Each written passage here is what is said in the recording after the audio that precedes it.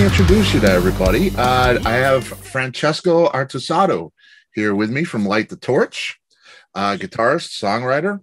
The band recently released a new single and video called Wilting in the Light, and it's garnered almost 600,000 views now, less than a month. Fantastic. New album called You Will Be the Death of Me, comes out June 25th on Nuclear Blast Records. Pretty exciting stuff, man. Yeah, very, very, very finally, Yeah, and that's the COVID the whole quarantine thing has it's got to be difficult, especially for a guitar player like yourself too, keeping the chops up and you playing all day. As how do you do that? Well, actually, it's kind of weird. It's like how like last year was first of all, it's like we finished recording the album in February 2020, so before the pandemic hit. Right before, yeah. We were actually on the road when the COVID started like being a thing in the States, so we had to fly home, like cancel the plans for the rest of the year. We had like a great year of like tours and things. Where were you at the time? Overseas or? No, we were in the States. I think we were somewhere near Cleveland, because I think we flew back from Cleveland. And so all of a sudden it's like you have all this excitement on all this, like we were so happy with the record. The record was supposed to be released last summer. And so all of a sudden, like one thing after another, you're just like, wow, we're canceling this other thing getting canceled. And then in the beginning, if you remember, it's like we still like we're hoping like, well, hopefully we can reschedule in the summer. Then, yeah, right. Yeah. And then so it's really started like it was hard to just plan, okay, let's release a record no matter what. So I mean, we're also obviously very glad we waited. But yeah, to answer your question, basically when I got back, I had like a few months or I just literally like forgot about music. I was just like, it was hard for me to even like grab a guitar and just like playing it. It just, I was like in a very weird mood, in terms of like, it just like, I don't know. It like the time right before was so intense with between the writing and being in the studio and like, and then rehearsals and then get ready for this big tour, and you're so pumped and it's all about music. Everything's great. And then all of a sudden like zero of it. So I really kind of needed time off from all that. Yeah. And actually like it was a long time because I didn't play guitar for months and months in the end. Yeah. And I wasn't even listening to music, honestly. I was just like, I need to just, work on myself, try to be, healthy mentally.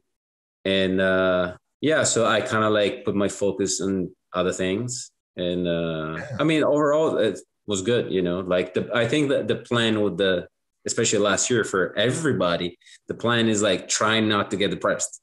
Right. No kidding. Yeah. So I succeeded. So at least that, but yeah, now I'm back finally. It's like this year is obviously the start of the year is like knowing that we would have a plan for the album, and then start doing things with the guys again, and just like music videos and things. It's like feels so good to finally. I bet. Things again. Yeah. I bet it does. Yeah. And those months off, I think we all kind of needed that. When it hit, it was a shock. It was life was changing. Just our existence was questioned. Kind of a really scary time. And it's better now for sure.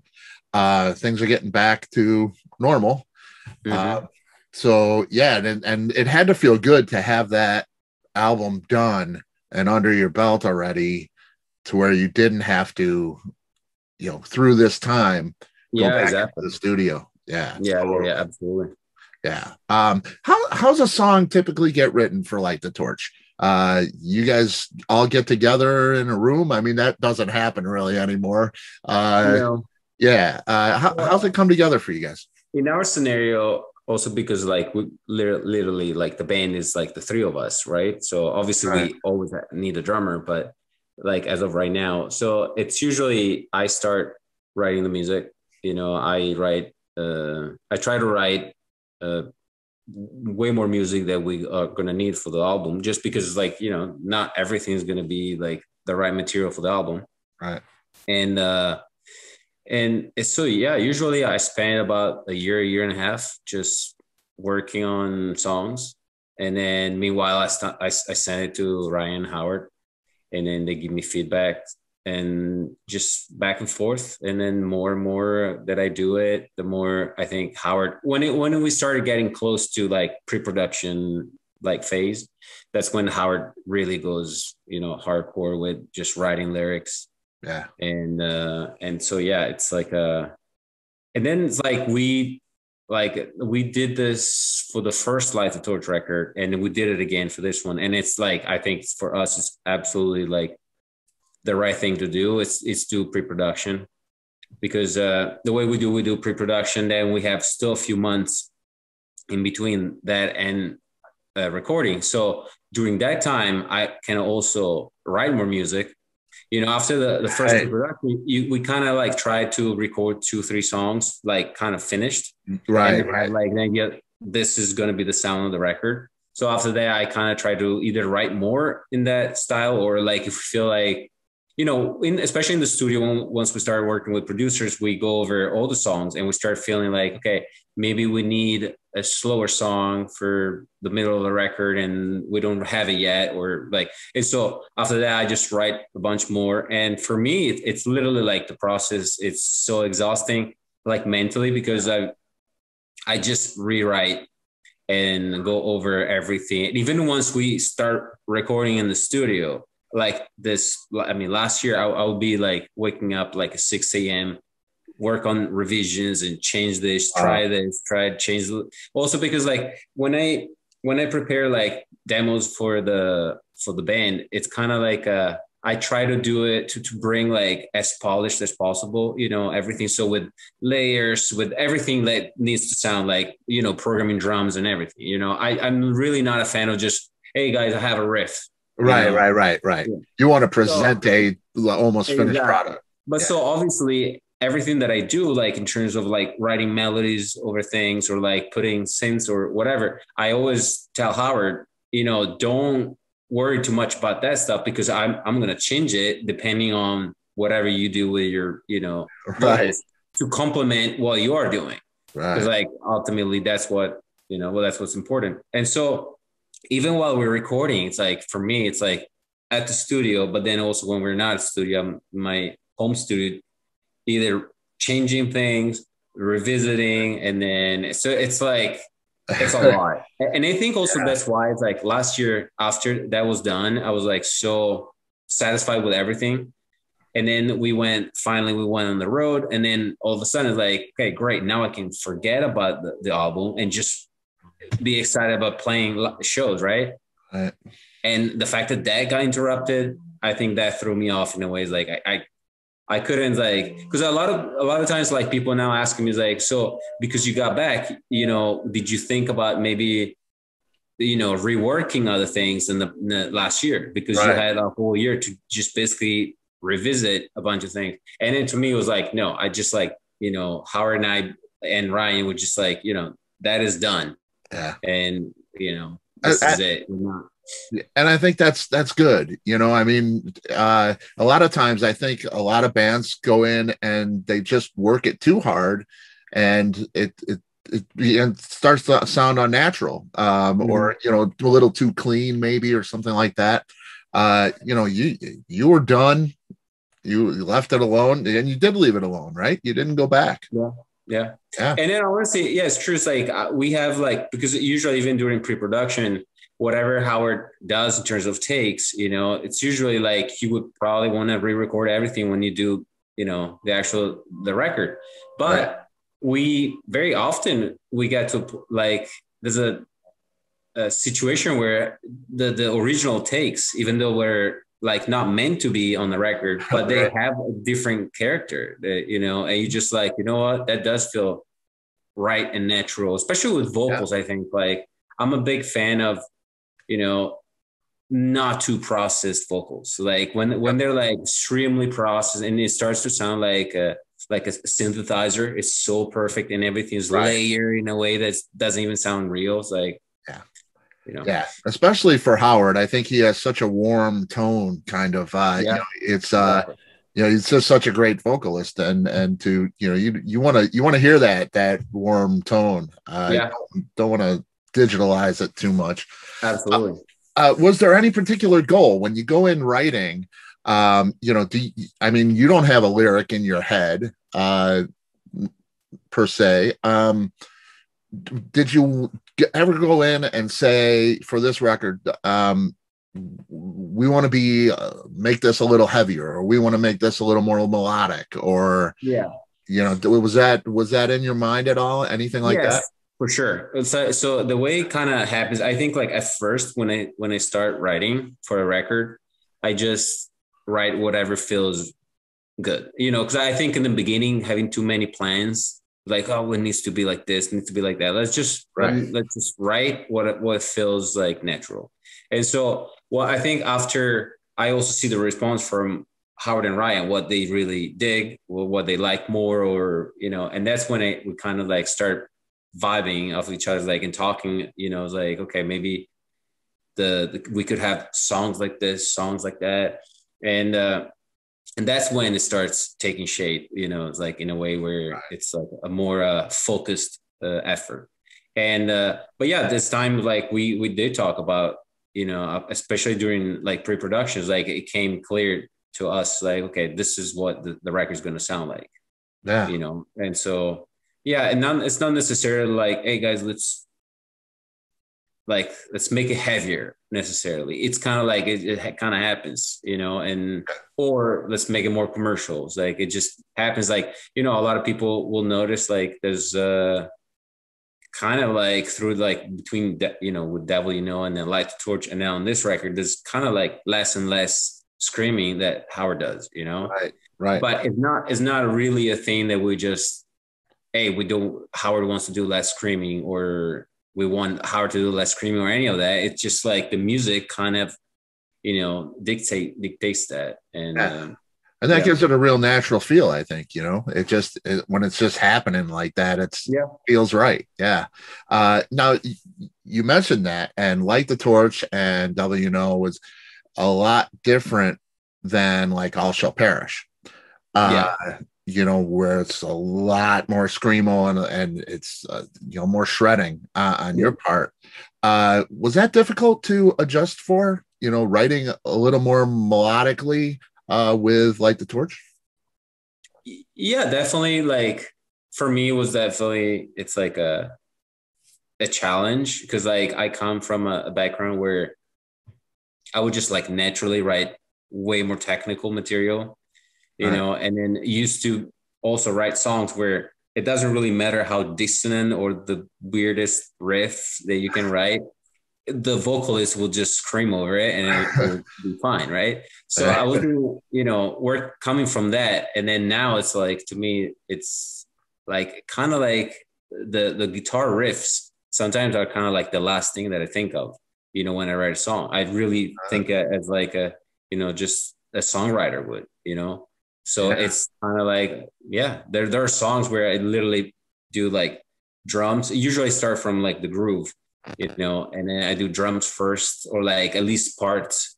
And then I start with like synths and like creating textures, and the guitar riffs are the last thing that I add, on top of it.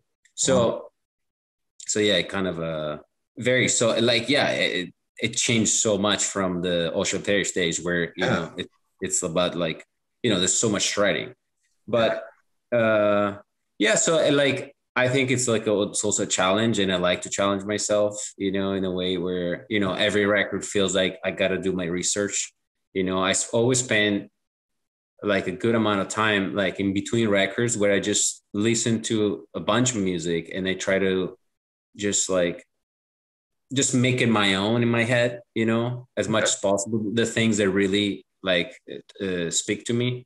And then when I start writing again, I kind of stop listening to music, because I want to, whatever I listened to during that time, like when I was doing the research, it's like it becomes the thing. And so I think like this challenge it makes it very fun. I would imagine so. Yeah, because it's a whole new thing for you, really. Yeah, that's awesome. What would you say the biggest difference is between the last album, Revival, and this one? I think Is there a difference? yeah, I think overall, I feel like it's like, I mean, first of all, like I think it's better.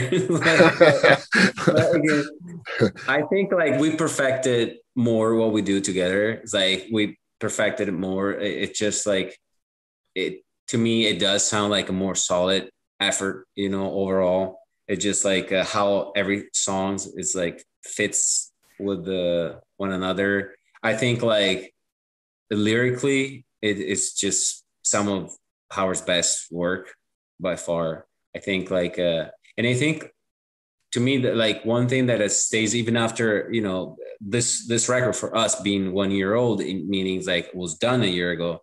Right. It still feels like I listen to it and it's still so emotional when I listen to Howard singing. There's like, and that happens rarely. With my music or any other music that is Right. like stay this way. And I think like, because it's also like at this point we know each other so well that when I hear Howard sing a certain way or like singing like specifically certain words, I know there's a lot of depth and there's like a special meaning. So to me, it is a very emotional record. It feels like that's to me that's probably the biggest difference because of not that there were I'm not saying there were no emotions like in the previous record. Right. It's Right. just like this time that has like more depth, like more of just overall from all of us. I think Yeah. just Wow. yeah. Can't wait to hear it. I can't wait to hear. Now, I introduced you as a guitarist and songwriter with Light the Torch and everything. You are an amazing concept artist and designer. Thank Uh, you. it just blew my mind. I went to the site and it's francescoartusato.artstation.com. Please, people, check it out. Now, you did the album cover art for Revival and for the new one, correct? Yeah. Yeah. And I mean, this is not a hobby really for you. This is like it is a thing. You've worked for Jim Henson Yeah. Productions. It's amazing work. Tell me a little bit about where you find the time to do that for one Yeah. thing. So it's kind of weird because like it actually did start as like a hobby. I wanted to have a hobby. I've always been a fan of like, artwork in general, since it was like, for me, it was like, you know, it's just like when it's art. So it can be music, it can be, any form is like, it's Right. interesting. I always be interested.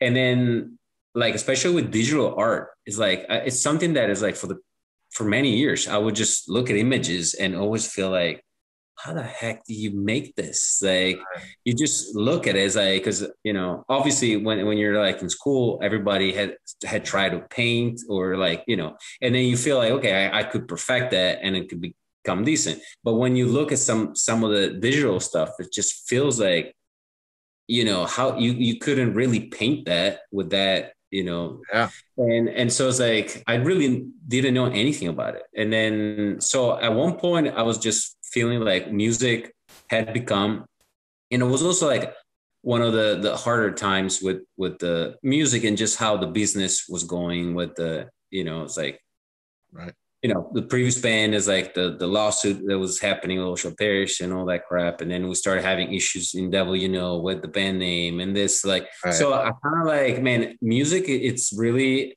as of right now, it doesn't feel like fun. It's my job.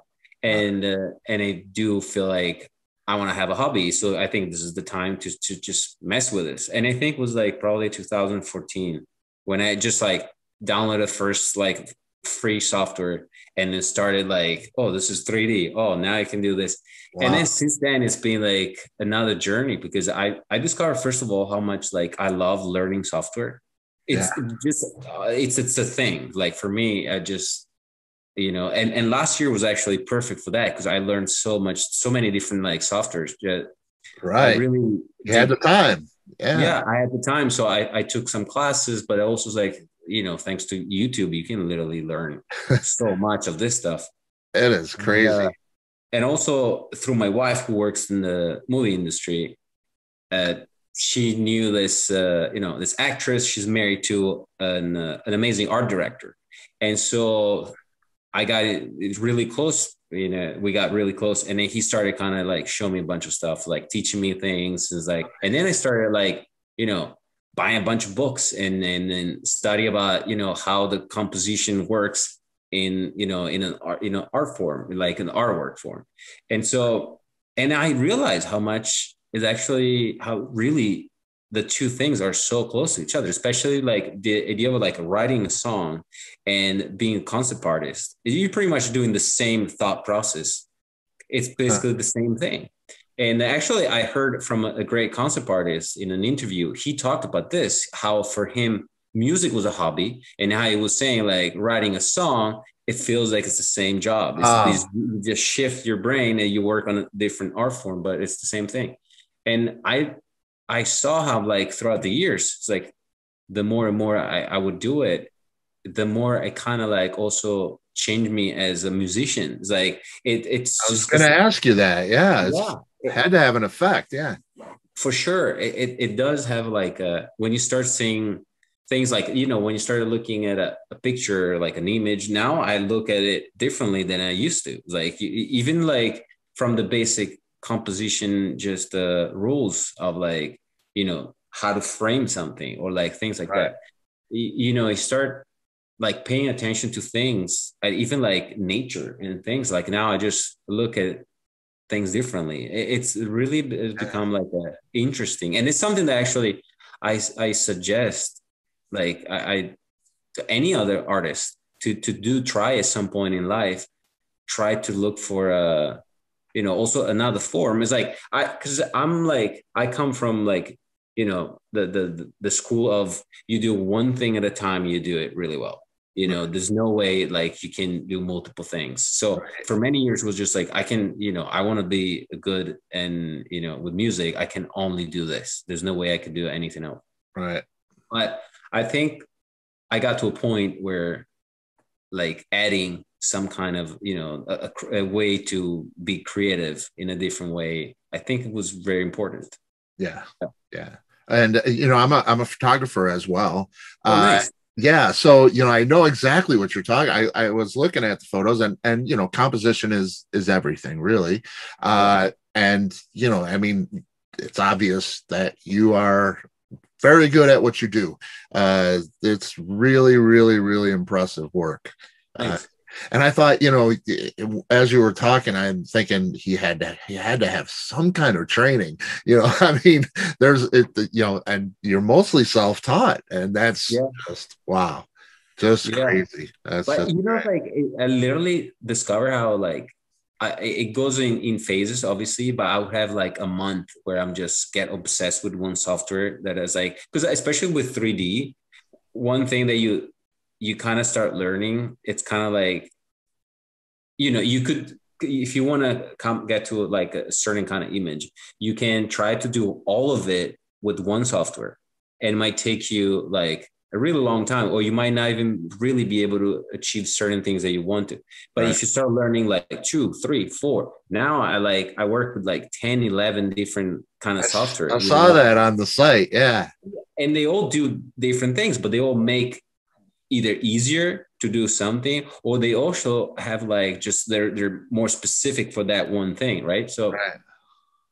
it starts to be like kind of like almost like playing chess. It's like it's all like Right. you think of an image, you want to achieve this idea that you have in your head, and you start like, how do I plan it, Right. you know? Where So do I for move it me, next? Yeah. yeah. So for me, even that part is like very fascinating. So I just like get obsessed with the software, and it's more fun than watching a movie, than playing video games, than doing anything else. I just like get Right. obsessed with trying to learn the program. Yeah, and it's obvious that you've spent a lot of time doing it and perfecting it. It's fantastic to look at. Thank you. Thank you. Please, everybody, go there, francescoartusato.artstation.com. You won't be disappointed. It's crazy great. Who produced this record? Now, you've had Josh Gilbert from As I Lay Dying and Logan Mader, Machine Head. Do you feel like the idea of having a fellow musician produce is a positive thing for you rather than a guy who twists knobs, and that's it? Yeah, and who's producing this one? Yeah, so we went again with Josh Gilbert. Mm-hmm. So yeah, I think like specifically we wanted to go with the same studio, with Joseph McQueen. They're like a duo that he's the engineering and he does like vocal production, and they work so well as a team, and that's like, and they're also fit our vibe. We're like, the three of us are so mellow that being in the studio with like any ego vibe or any like, it wouldn't work for us. So it needs to be chill people that work the way we do, and so they're perfect for that, and they're also obviously extremely talented, and I think like it did add something. Like for me, I was actually before Light the Torch, I was actually looking for a producer for that record, and I hit up like I had management hit up Josh Gilbert because I knew obviously him being a touring musician for so many years. Mm-hmm. You do understand how it is to play the songs live, and then I work in the past with producers where it really is like, oh, let's just do this, and then you're like, well, it's not really gonna work live. And it's like, well, whatever, who cares? We're not live, we're making a record. Yeah, that's the separation there. Yeah, and the thing is like, Howard, for example, is a guy that's like, dude, I never gonna want to have like vocal tracks. I'm never gonna use vocal tracks. And so, and because of that, it's like, well, you kind of need to figure out music that you can perform well live. Yep. And those are always the songs that actually work better, because when you just do something that is kind of not realistic, like it won't sound like that. It's just, to me, I don't know. It's always it becomes, oh, now you have that one song that always sounds like shit live, right? And then you don't want that. No. And so yeah, also the fact that they're especially as producers, they understand Howard's potential with in terms of vocals and in terms of like what the band can do. So they don't try to change the sound, but they're trying to see like can we make it everything like sound good together, right? More than get the most out of everybody. Yeah, let me do my thing. Oh, but I have you wanted to use this guitar amp, but we want to use this guitar amp. It's like, and change the sound. It's that kind of thing. It's like, right. So I like that approach, and that's also like, it's so close. Like it's like 15-20 minutes from my house. There you go. So when Howard comes here and he stays here, it's literally like so easy. We just, and even that, to me, it's kind of like a big part of how you feel in terms of mood. I never done a record actually when you fly to a different country or you're a different state and you just stay over somebody else's house or a hotel. So like, it's got to change your mood. It's got to change. Yeah, absolutely. And the fact that I haven't tried it, but I don't even know if I would want to try it, because like the way it is now, it's like, to me, like, and I know it is like that for Howard. It's like being able to come to a place that you just like chill on the couch, have dinner with friends. It's like, it's very different. So yeah, I would imagine so. Yeah, flying to somewhere foreign to you, where you haven't been, it's gonna, especially for a vocalist, it's gonna change the tone a little. Yeah, I would imagine it's going to take a while to get comfortable in that studio, I would imagine. Yeah. What can we hear you playing on this record? You play the 7-string. I saw that 7-string, playing that. I think it's an Ibanez, right? Yeah. All 7 strings, like with with Devil, and even the first Light the Torch, playing 8-string as well. Wow. No 8-string guitar on this one, just 7. Okay. And yeah, I play Ibanez. I mean, I play Ibanez. Ibanez was the first guitar I ever played, you know. Wow. And even back then, all my favorite players were playing Ibanez. So, and now I have such a good relationship with the company, Yeah. and their artist relation people. It's just like we're friends. We go out to dinner, you know, on the weekend just to hang out, you know, Yeah. not even to That's talk great. about music. Yeah, that's So great. yeah, so yeah, I love that. And yeah, it's just like great guitars. I'm so lucky that I have their LA custom shop guitars, basically. So it's like they're one of a kind, each one of them. Yeah. And yeah, amazing instruments. Yeah, that's killer. That's killer. When did you start playing? When did you start playing guitar? Started at 19. All right. Yeah. Yeah, started at Wow. 19. That's Yeah, later than a lot of people. Yeah. absolutely. And kind of by mistake, by, you know, it happened because I was you know, back then it's like, since it was uh like well, I wasn't even 10 that I was already like doing martial arts, right? It started with karate, and then it switched to like kung fu, wing chun, and it's like there's like escrima, like doing kind of like started with the mixed martial arts things back then, which was like very different. But then I injured myself, and this was at 19, and then basically I was told like you won't really be able to put your foot down, like walk on your foot, like for 6 months. And Wow. so I was like, well, a guy like me who gets obsessed with something and he does that one thing all day long, it's like, what the Right. hell am I going to do now? It's just like, and so, well, my brother played guitar, my cousin played guitar. So I had guitars, you know, sitting around like, you know, but I never played one. It's so crazy that I Wow. never actually, even like with my brother having guitars at home, I never tried to play one. And Wow. yeah, but at that time I did, and so I was like, well, maybe I'll just mess with this for a little bit. And seriously, a week later, I was telling my parents, I found like this is the best school in the world, it's Berklee College of Music. I'm gonna go to America. This is it. This is what I want to do.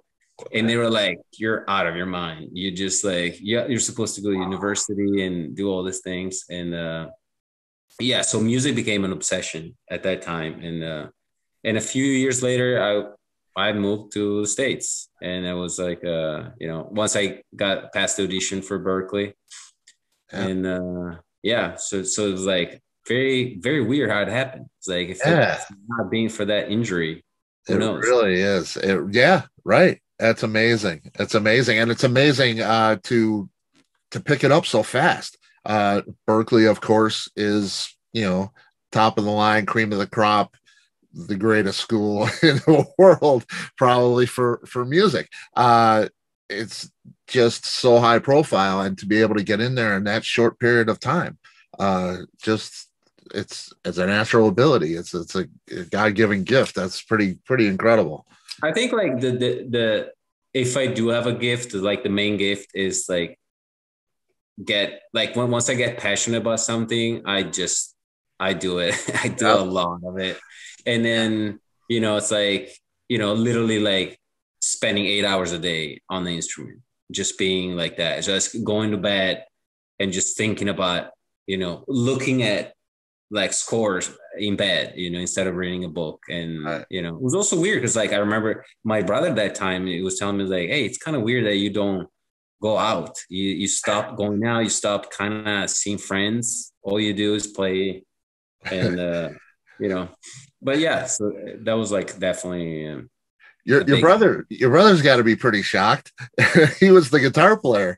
yeah. No, he actually did. He became like he's been my biggest fan the whole time. He was like so happy to see like me like do all this because also I mean my brother's main thing is like is he sings, Okay. and that's actually what he does. He's, you know, in Italy he's a singer. He has like bands and like teaches and all that, vocal coaching and all that. So Ah, he's really good. But yeah, so it's like when I got so into it, and it's like, and even he was like so excited to see like fast progress in me learning, songs that kind of tried right away with like the hardest songs that I could like, Yeah. it's just like it's That's fun. awesome. That's cool. Going to Berklee, I mean, you and being in that highly, intense schooling, you've had to learn all kinds of music. Is there any other genre? We know you for shredding and for, heavy music. Is there any other kind of genre that you have a desire for, that if you were going to play something else?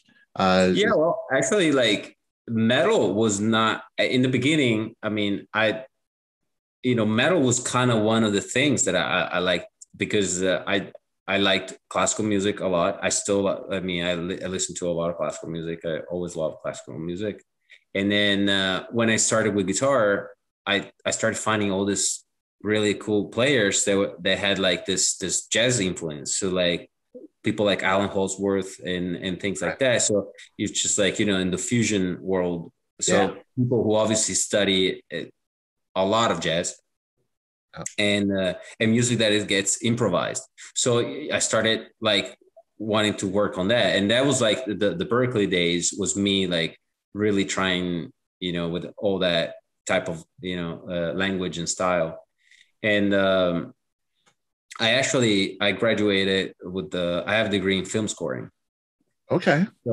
So like for me, that's like I was saying, like composition and classical music, like that to me was like it really something that I felt like I wanna, especially from a school, I wanna get from this like as much as I can in terms of like overall what music is. I wanted to study a lot of music theory, and also through film scoring, you do start studying like, and this was many years ago, so not a lot of people were. It was not like nowadays, like everybody has, I don't know, a laptop with GarageBand or whatever program, right? Right. Back then was like you kind of had to really, learn, go to like either school and learn software and stuff like that. So Right. started with Pro Tools and then do like editing and then doing all that stuff like MIDI programming, all that. And so I think it was also important because that's when I started like recording myself, right?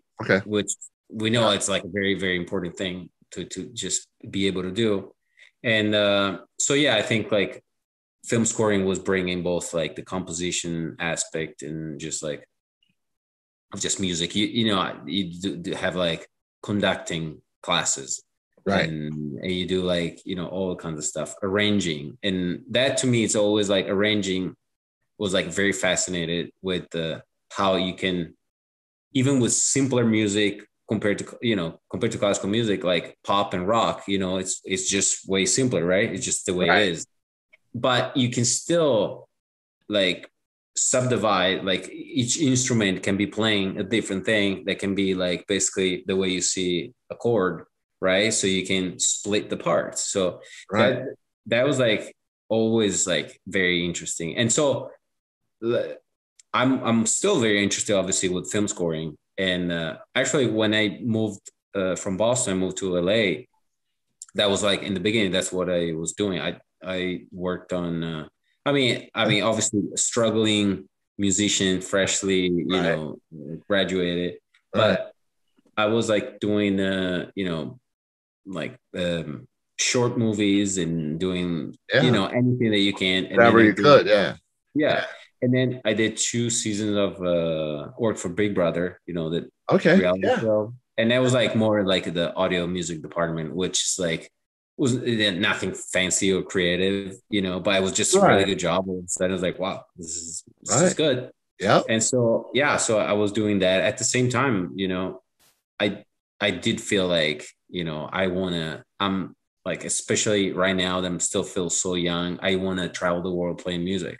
Yeah. And I express yourself a little. Yeah. yeah, I do want to have my, it's like one day is like start my own band and things like that. Yeah. And Did you meet your wife through the film scoring?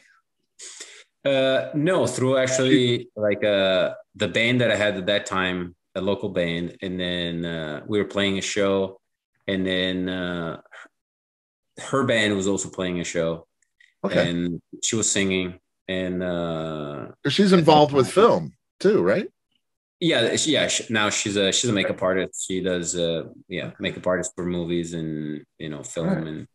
yeah, and but yeah, back then it was we were just like just having our local bands here in LA, Cool. and yeah, that's how we met. Cool. Cool. Um, will we get another Francesco Artusato project solo album? Yeah, I don't know actually, because like last year I thought about it because I had all that time, and then I have I actually have a lot of material, and that I recorded in the past, and there are and then there's a lot of stuff that I showed to like musicians, and I have like some drummers that I was talking to about doing the record and stuff like that, Right. and and some of these people was like, yeah, you should definitely release this. But then it's starting to feel like the way I'm kind of evolving as a writer, you know, that type of sound is kind of going away from what I want to do. Okay. And I still enjoy I listen to it's like obviously classical music most of the time is like instrumental, and Right. then I listen to a lot of electronic music, and most of it is also instrumental. Yeah. But I don't know. It's like I think like I'm still kind of figuring out what I would want to do, and it would probably, if I were to do another solo record, wouldn't be like a shreddy like record. Right. But Yeah. I mean, the last one I thought was really, really a great gap, a bridge between those things, like a progressive metal to a almost jazz kind of, that fusion thing.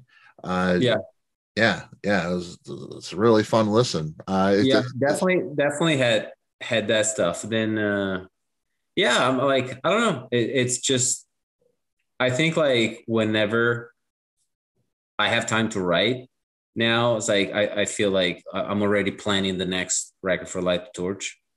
Yeah, And the fact that I've gotten busier and busier with the doing artwork and concept art. right. So which is also like, I sometimes like I hear people say, oh yeah, we all need a second job because music is stuff. So like for me, it's like artwork is not because I need a second job. It's like You love doing it. I just love doing it. And it's actually, I have, I've been struggling this year how like, and then, and I keep telling Howard, it's like how I want to have time to write music, but I keep getting very solid and good projects with like, working like and doing artwork. And to me, that's also like so fascinating because it's new. It's like for me, the first time working in a studio with an environment with like you have art directors and people, like I'm also learning so much that is like, it's so exciting. And it is ultimately, you have to be like, okay, my main job is doing music. So I gotta, be back at that and have the time for that. Right. But even recently, I'm like, I had to turn down like a really big opportunity. It's just because like right now we have so much going on with the record and things we're planning right now. And also, like I said, I want to have time to write music because I have, when I'm not physically recording, I'm always like humming ideas, and then the recording. And so and right now I have like so many ideas for songs that I kind of, have them in my head. I just want to sit down and just work on it. So I kind of like need that. It's got to be difficult for you being, that obsessive personality that, you just dive into something so heavily and so focused on that one thing, to have those two things that you do so well and you want to do to separate your time. That's I can imagine what that struggle is for sure. Now I know you guys, when you tour, you're big outdoorsmen. You camp, you celebrate where you are. That's pretty cool. And you do it as a group. Which is really, I come to find that so many touring musicians, they don't really even know each other anymore. It's like they live in different areas of the country, they get together, they play a show, and then they go their own way and do Yeah. their own thing. You guys sleep in a tent when you got a day Yeah. off. That is Yeah. pretty cool. That is No, yeah. pretty cool. For us, it's like, it's so weird how, like, before we started doing this, days off, I mean, you'll hate days off on tour because you're like, why am I here? Why am I not home? I'm just wasting a whole day just to be out in a hotel room, being bored, just on the bed, watching some random stupid shit on TV or Right. Netflix or whatever. And then, oh, let's go out to dinner. It's like, it's just never fun. It's like, I always hated days off, and most people do. Yeah. And then, like, now it's like we get excited to go on tour because we know, it's like we look at the days off and we already start planning. Oh, we're gonna be near this park, and then we can go do this, and then we can. It's actually like, it's something to look forward to. And then through this, like, we have like some great, incredible memories as a band.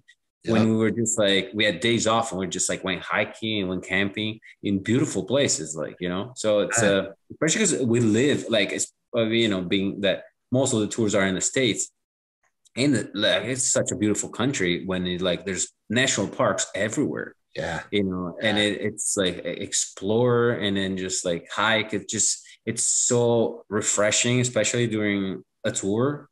Yeah. To just like, there's nothing like sitting around like a fire and just chat with your friends, It's, and that's it's really gotta improve the band dynamic. Oh, absolutely. I mean, you guys are family. You're literally living together for that time, and spending time other than on stage, or writing or playing music or that kind of thing, and doing family type things. That's fantastic, man. That is great. Do you have a favorite location?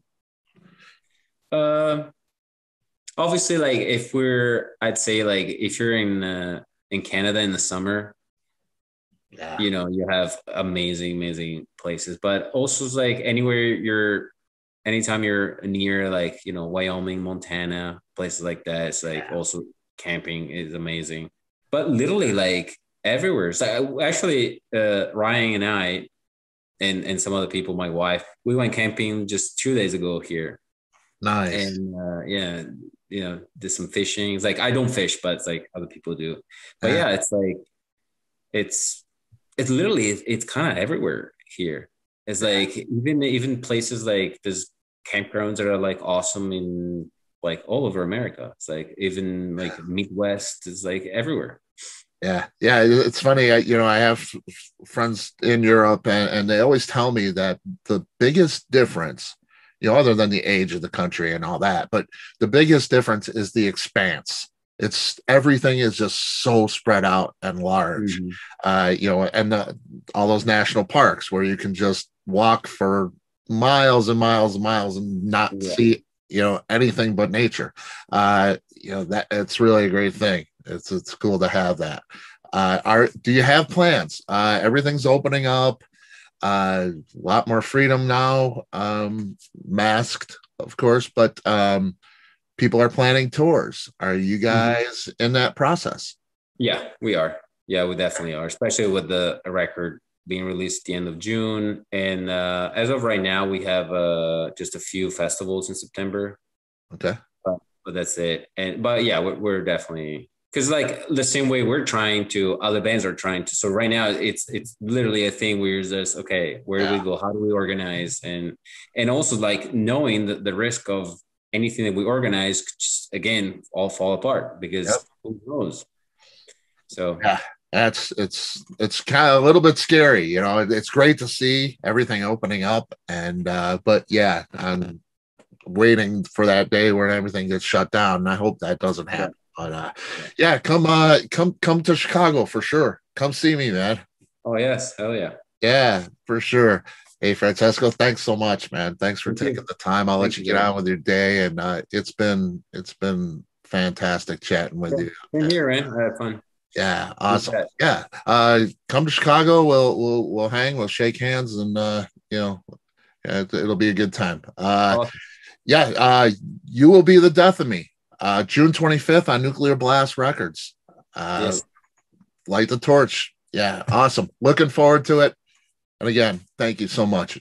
Thank you. Have a great day. Take care. You too. Bye bye.